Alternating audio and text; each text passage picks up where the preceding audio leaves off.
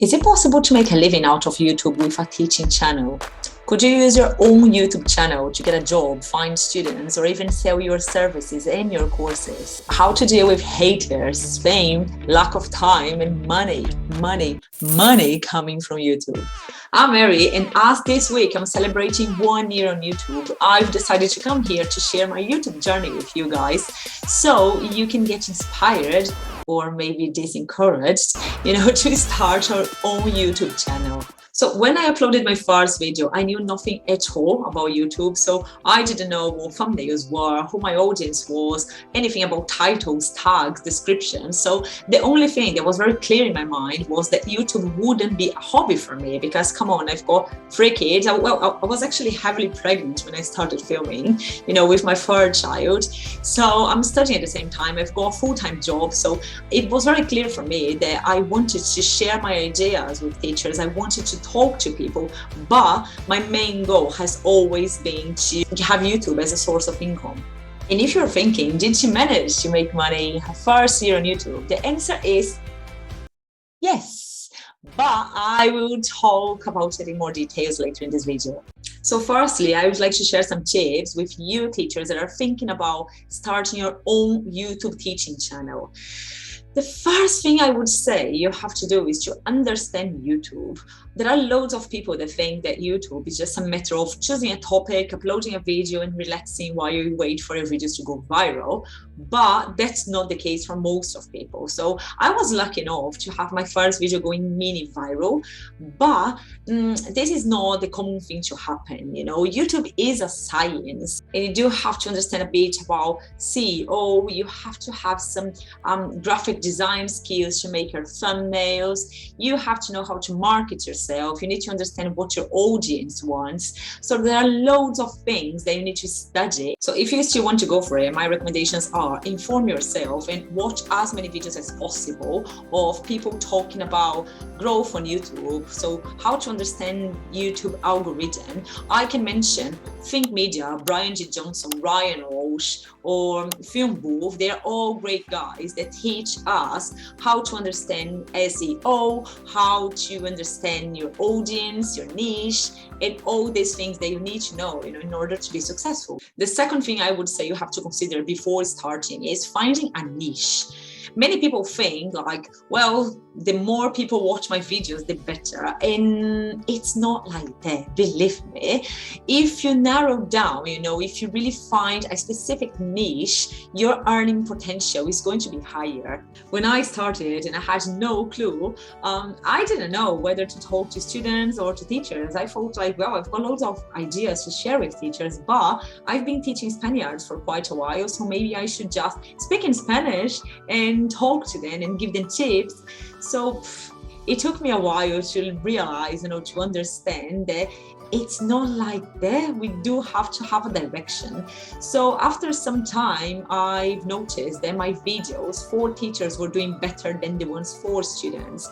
So I decided, just to focus on teacher training. And once I've done that, my channel is started to grow a lot. Well, this happens because your audience needs to know what to expect from you. So if you're a teacher and you hit the subscribe button, probably you're going to be expecting to see more videos about teacher training. You are not going to be very interested in seeing me speaking Spanish, which is not even my mother tongue, and explaining, present simple, right? So your message needs to be very clear so you give your audience a reason to follow you.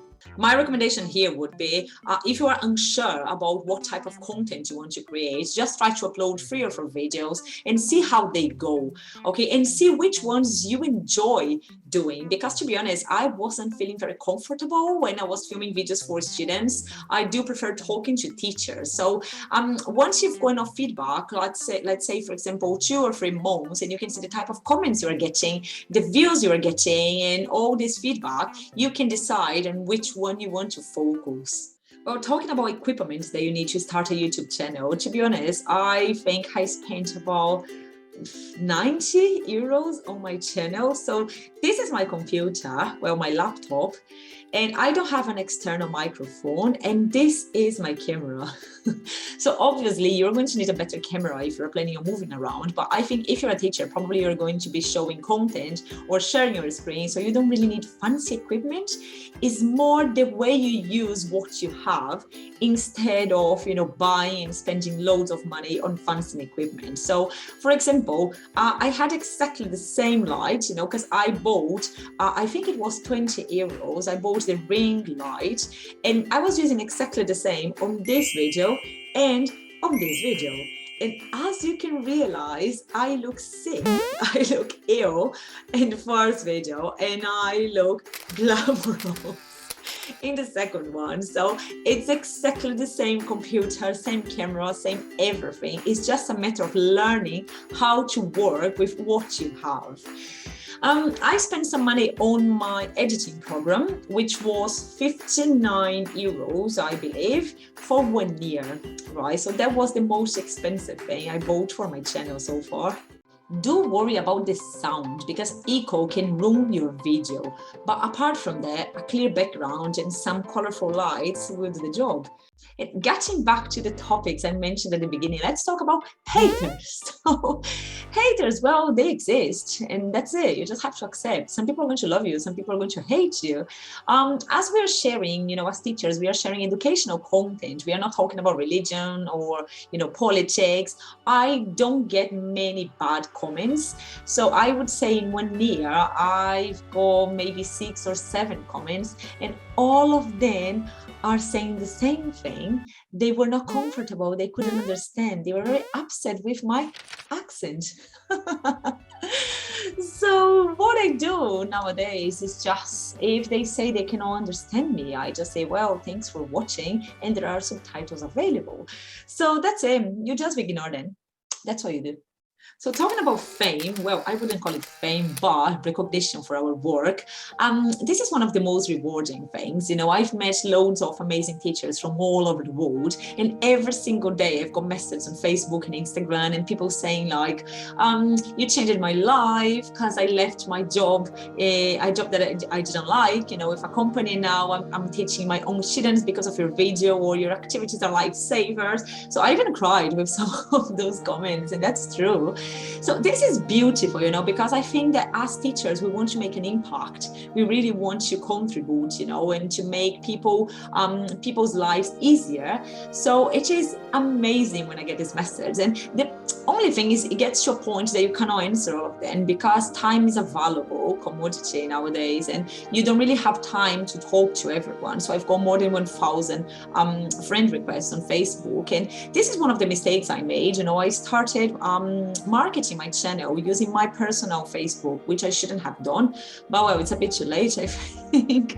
And another good thing is, it's not fame, but when people see that you are succeeding, they start asking you for collabs. So I have some interviews, somewhere in other channels. So people asking me to talk to them, and you can also get some free stuff, obviously, if there are teaching events, conferences, and this type of things happening. Probably you're going to be offered, free admission, free entrance, just because you are on YouTube. So finally, talking about money, can you make a living out of YouTube? And my answer would be, it depends. So it depends on your content, it depends on your niche, on the country you live in, it depends on your charisma to attract companies. So there are many ways to make money on YouTube. Affiliated marketing, brand use, you can sell your services, you can sell your courses, but none of these ways are easy, right? So YouTube is not easy money, but it's possible. So if you want me to talk a bit more about each of these specific ways to create, an income on YouTube, just leave a comment below, because obviously this is not what the video is about, but it could be interesting. And how much money I managed to make on YouTube in a year?